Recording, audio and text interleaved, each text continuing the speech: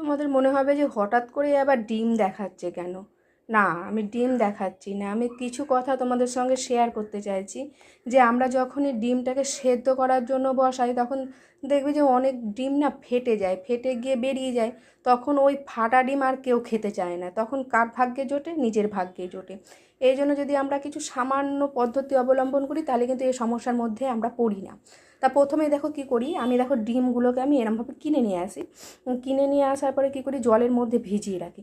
ভিজিয়ে রাখলে পরে কিছুক্ষণ পরে কি হবে, যে ডিমগুলো ফাটা থাকে সেই ফাটা ডিমগুলো বোঝা যায় যে এই ডিমগুলো ফাটা আছে, তখন সেই ডিমগুলো আমি কি করি, আলাদা করে নিই। তাছাড়াও ডিমের গায়ে দেবে অনেক নোংরা লেগে থাকে।